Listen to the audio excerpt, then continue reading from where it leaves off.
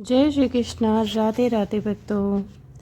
तो भक्तों, आज की जो सत्य घटना आपके सबके साथ मैं शेयर करने वाली हूँ, ये एक ऐसे भक्त की कहानी है जो कि बाल गोपाल की सेवा के लिए ही जी रहा था, जिसने अपना सारा जीवन लड्डू गोपाल की सेवा में लगाने का और लड्डू गोपाल की भक्ति में लगाने का दृढ़ निश्चय कर लिया था। हम सबके जीवन में दुख और सुख दोनों आते हैं, लेकिन सुख में हम अक्सर प्रभु को भूल जाते हैं। हमें भगवान याद नहीं रहते क्योंकि हमें हमारे सुख का अहंकार हो जाता है। लेकिन जब हमारे जीवन में विपत्तियां आती हैं, दुख आते हैं, तो हम किसी और को नहीं याद करते, सिर्फ अपने प्रभु को याद करते हैं। इसलिए महान संतों द्वारा ऐसी बात भी कही गई है कि अगर आपके ऊपर दुख आता है, संकट आता है, तो ये समझिए कि भगवान के आप बहुत ही करीब हैं, भगवान आपके बहुत पास हैं। दुख की घड़ी में अगर आप भगवान को याद करते हैं तो भगवान जल्दी आपसे जुड़ते हैं, आप जल्दी भगवान से जुड़ने लगते हैं।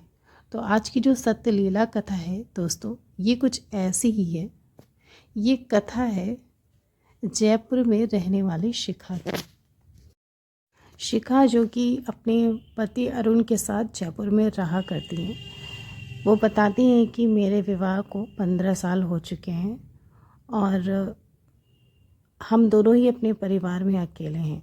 मेरे ससुराल में और मेरे मायके में भी अब कोई नहीं है।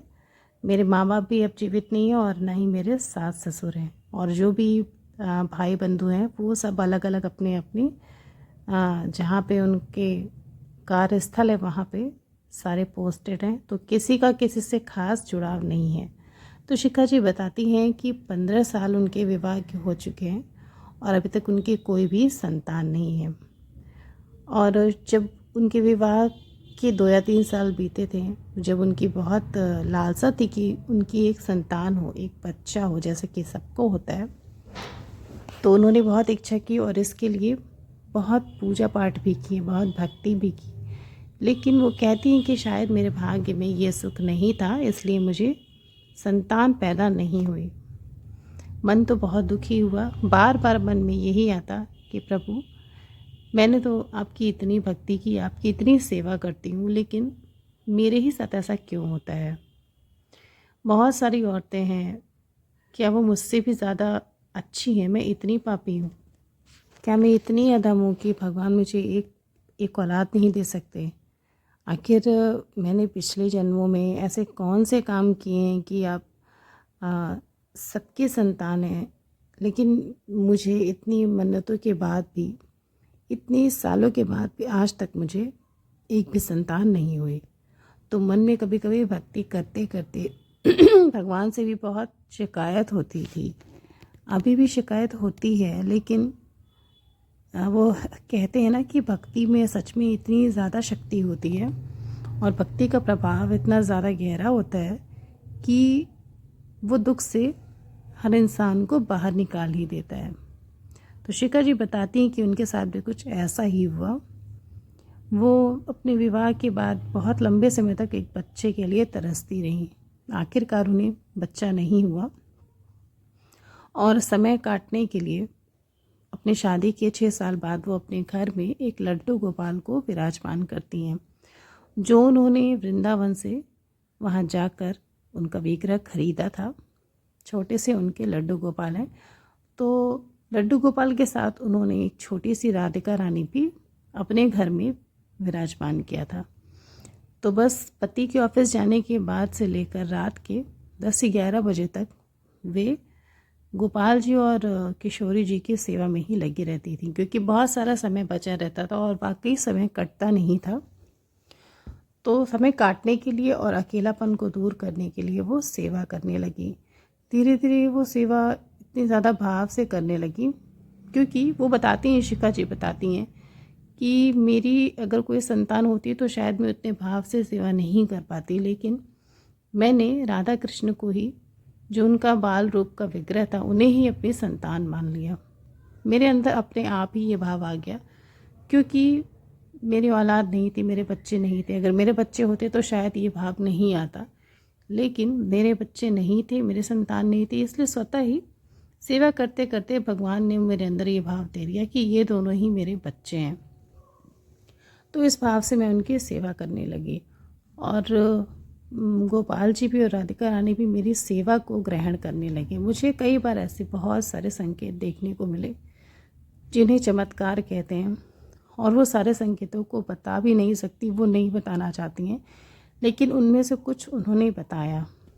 जैसे कि वो बताती हैं कि जो उनके नन्हे से गोपाल जी हैं, उनकी हृदय की धड़कन उन्होंने महसूस की है। वो बताती हैं कि वो जब भी अपने गोपाल जी को स्नान कराती थी, उनके वस्त्र को निकालने के लिए उनके विग्रह को गोद में उठाती थी, उन्हें ऐसा अनुभव होता था जैसे इस विग्रह के अंदर धड़कन है, इस विग्रह का दिल धड़क रहा है। और उन्हें बहुत ही अजीब सी अनुभूति होती कि ऐसा सच में हो रहा है या फिर सिर्फ मुझे महसूस हो रहा है।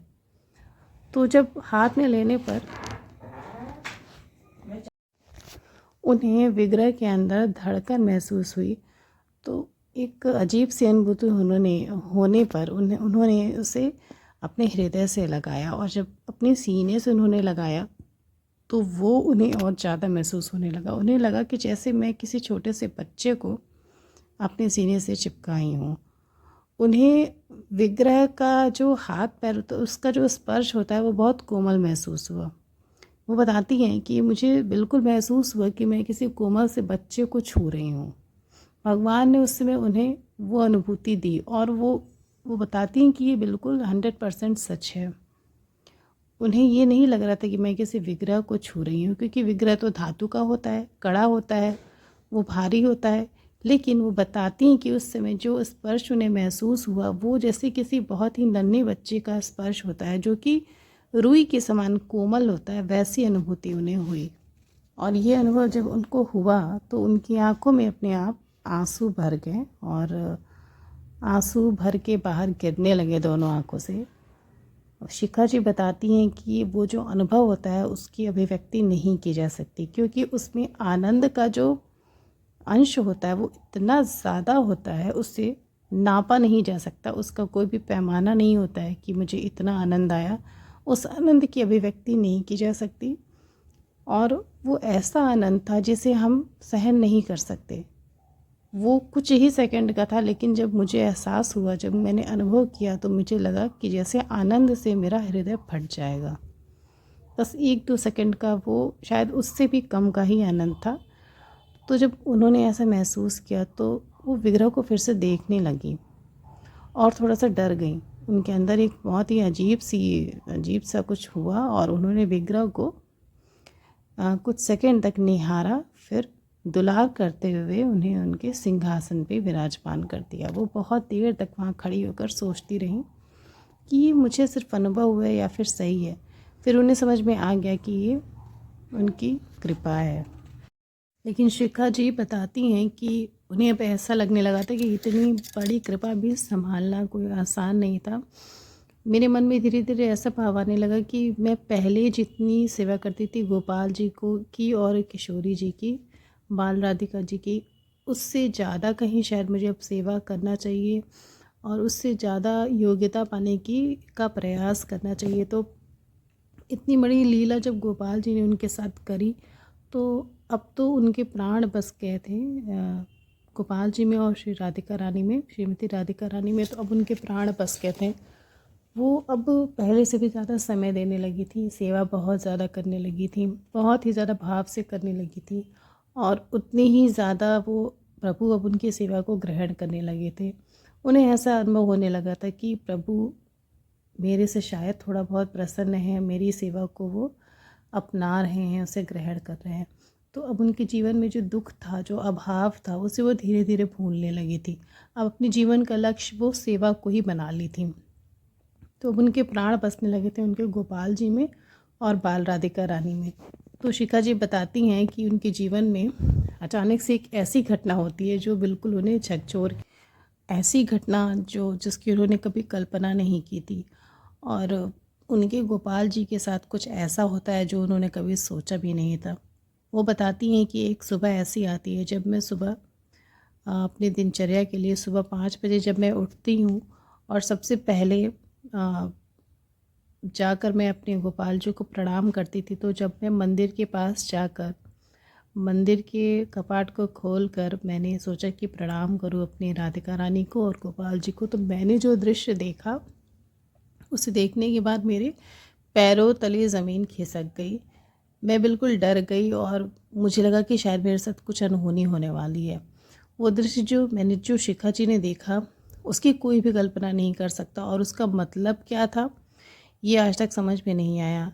शिखा जी बताती कि जैसे ही मैंने कपाट खोले, मैंने पर्दा को हटाया, मैंने देखा कि राधा रानी तो विराजमान है लेकिन गोपाल जी वहाँ पर हैं ही नहीं। गोपाल जी का जो श्री विग्रह था वो वहाँ पर है ही नहीं। और रात में उन्हें अच्छे से याद था कि जब उन्होंने शयन कराया था तो राधा रानी और गोपाल जी दोनों को साथ में ही शयन कराया था। भोग लगाने के बाद उन्होंने रजाई उड़ाई थी, शयन कराया था, फिर मंदिर के कपाट बंद किए थे, तब तक सब कुछ ठीक था। लेकिन अभी सुबह अचानक से कैसे गायब हो गए?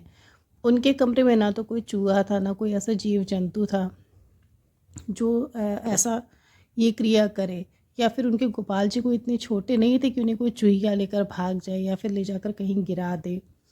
ये तो किसी के करने पे ही ऐसा हो सकता था, या फिर प्रभु का, अगर प्रभु की कोई लीला हो तो हो सकती है।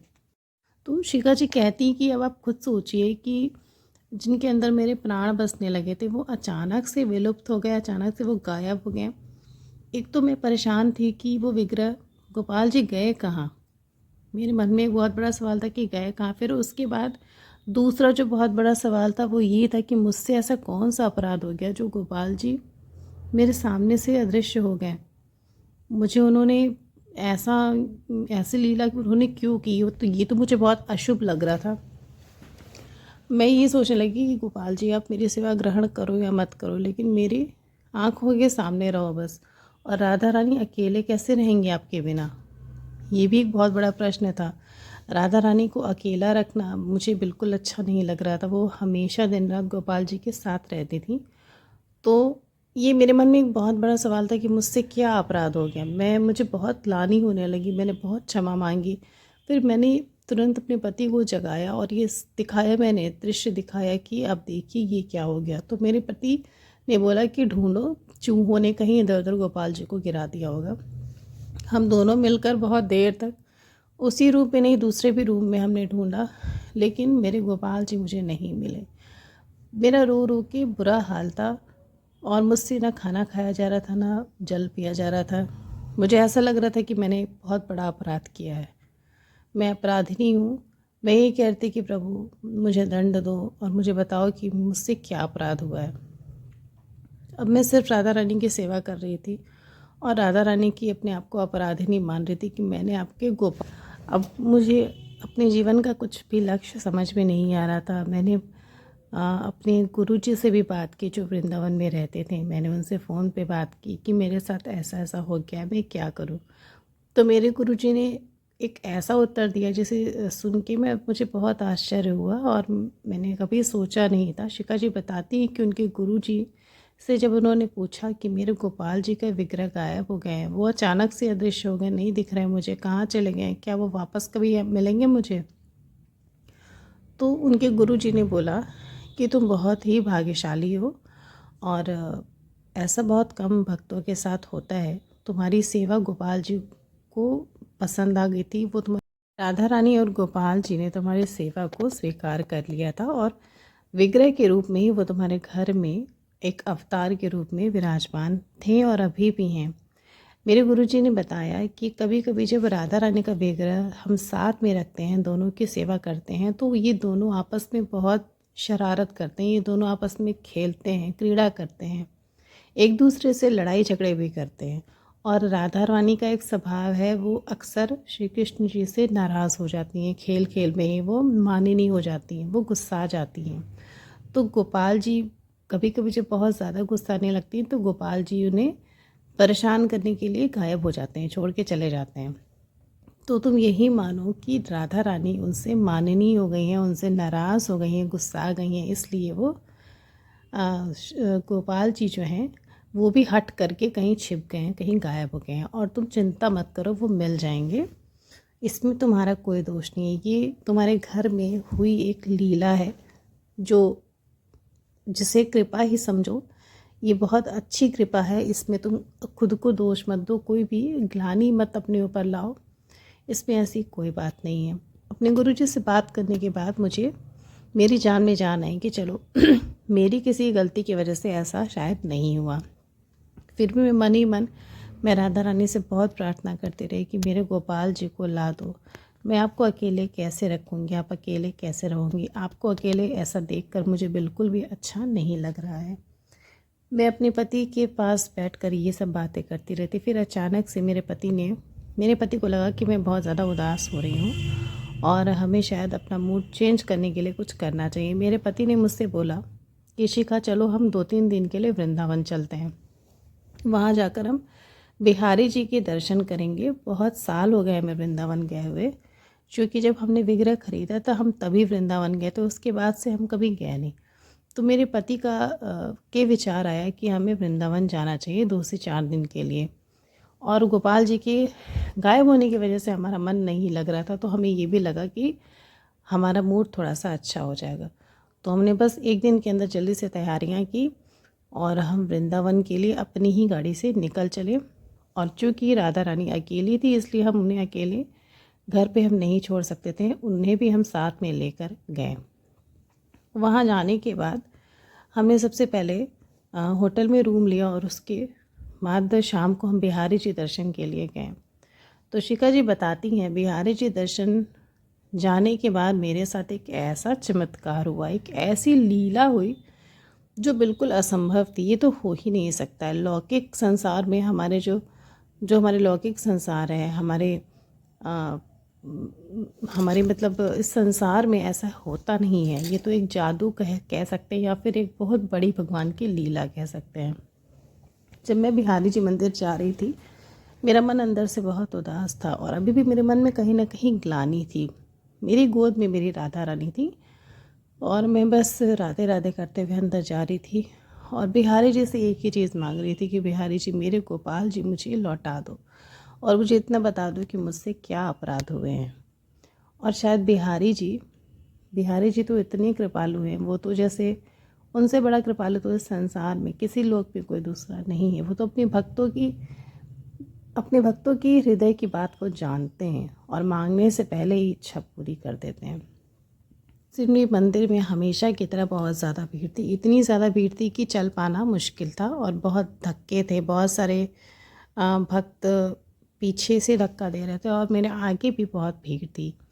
हम बहुत पीछे थे, लेकिन जब हम मंदिर में पहुंचने के बाद जब हम मंदिर की चौखट पे हमने पैर रखा तो अचानक से पता नहीं कैसे अंदर जाने का एक रास्ता राधा रानी ने बना दिया।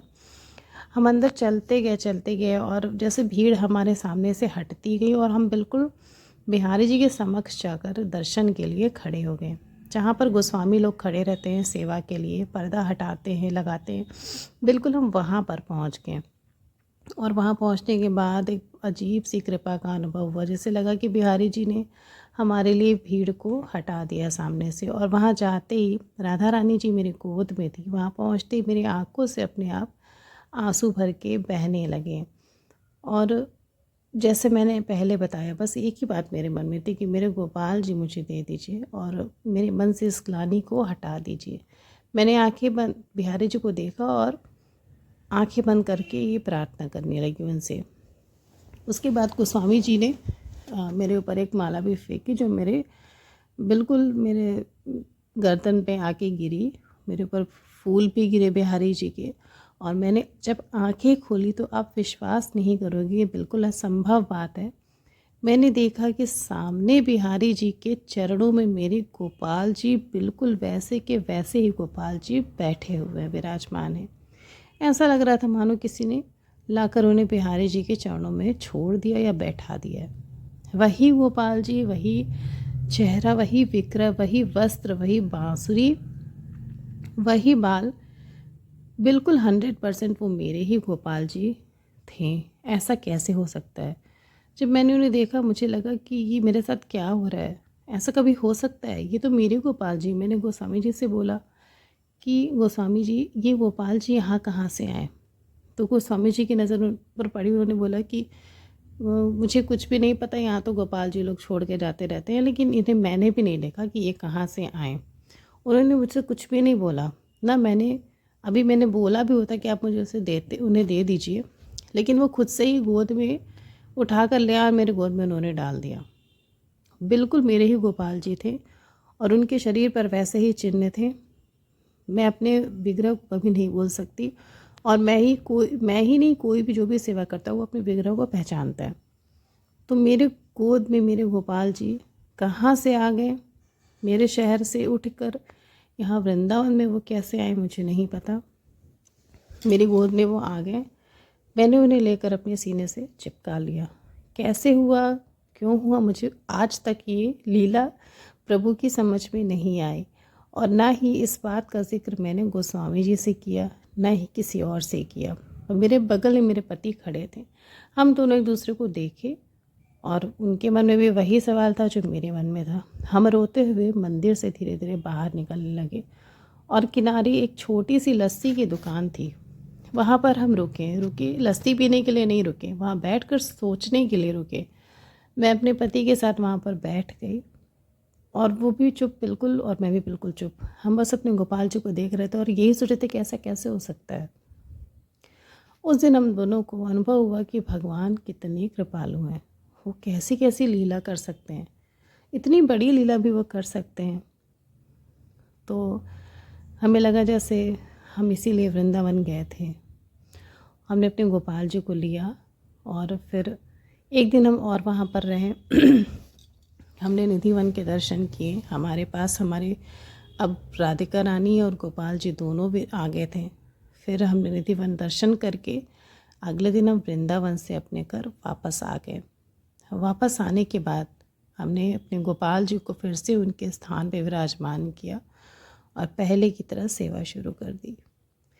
इस घटना का, इस लीला का जिक्र मैं किसी से नहीं करती। शिखा जी बताती हैं कि वो किसी से नहीं करना चाहती, लेकिन वो अपने हृदय का भाव व्यक्त करने के लिए ये लीला अपने साथ घटित हुई इस लीला को मेरे साथ उन्होंने शेयर किया।